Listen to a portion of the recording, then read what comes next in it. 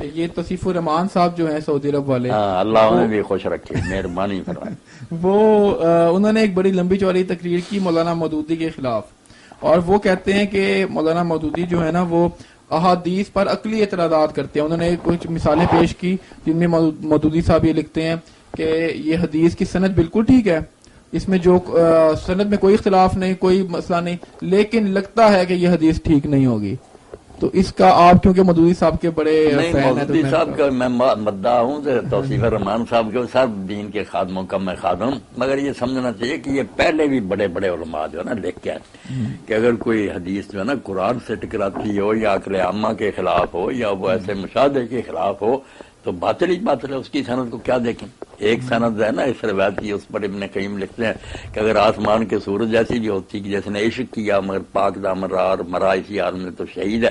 اب کچھ لوگ اس کو بھی کہتے ہیں صحیح، مگر وہ ابن قیم کہتے ہیں یار یہ آسمان کے سورج جیسا بھی ہوتی سند تو ماننے کی بات ہے کہ حضور عشق کی باتیں کہتے ہیں، آپ کی زبان سے تو عشق کبھی نکلا ہی نہیں، انہوں نے ڈالی.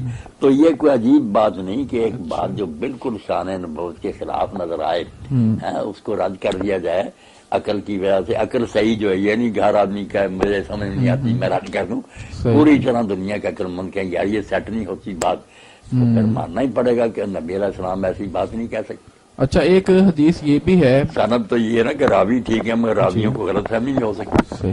اب ایک پورا رسالہ جو پڑھنا چاہیے سیرت عائشہ رضی اللہ تعالیٰ عنہ کے ساتھ سید سلیمان ندوی رحمۃ اللہ نے لگا دیا علامہ زرکشی کا، بہت پیارا.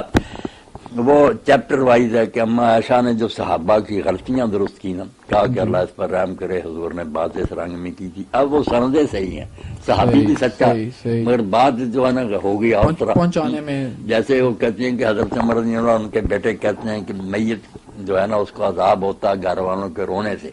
تو انہوں نے کہا قرآن کہتا ہے کوئی کسی کا بوجھ نہیں اٹھائے گا، اس لیے گھر والے روتے ہیں تو وہ بھگتے پھریں گے، میت کو عذاب کیوں ہوتا؟ تو لوگوں نے کہا پھر وہ جھوٹے، انہوں نے کہا توبہ توبہ، وہ اللہ ان دونوں پر رحم کرے، سچے ہیں. بات یہ تھی کہ یہودیہ عورت مر گئی تھی، اس کو اپنے عملوں کی وجہ سے عذاب ہو رہا تھا، یہ ادھر رو رہے تھے، تو حضور نے کہا یہ ادھر رو رہے ہیں اپنی مصیبت کو پھنسے ہوئے ہیں، وہ ادھر عذاب اس کو ہو رہا. یہ نہیں کہا تھا کہ ان کے رونے سے عذاب ہو رہا، یہ جو علت بنا لیا یہ ان کا فہم ہے، یہ غلطی. ایسی بہت حدیثیں ہیں، وہ پورا رسالہ پڑھنے والا جو استدراک کی اما عائشہ نے.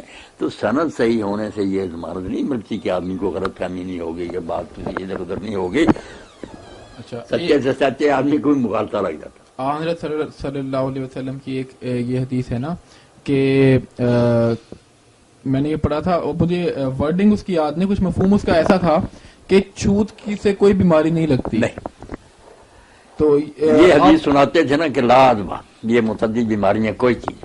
تو یہ ہم دیکھتے ہیں آج کل ہوتی تو ہیں ایسی بیماریاں. اب اس کا یہی پھر سنایا گیا، شعب چشم ہو گیا، نزلہ ہو گیا، اس پر کہا کہ اس طرح ایک طرف تو یہ ہے، دوسری طرف یہ کہا آپ نے کہ کوڑی سے اس طرح دور بھاگو جس طرح نا آدمی کسی خوفناک چیز سے بھاگتا تھا. تو کہتے ہیں اگر یہ ادوا نہیں تھا متعدد بیماریاں تو یہ کیوں کہا کہ مجنون سے کوڑی سے دور بھاگو. پھر اس کا کیا، اس کا حل یہی کہتے ہیں کہ بعد میں پھر ابو ہریرہ چھوڑ گیا اس حدیث کو، چھوڑ دیا کہ مجھے غلط فہمی ہوئی ہے. یہ سارا وہ رسالہ جو ہے نا بہت اس کام میں مفید ہے کہ سندیں ٹھیک ہیں، صحابی بیان کر رہے ہیں، انہوں نے بات نہیں صحیح طرح یاد رہی. ٹھیک.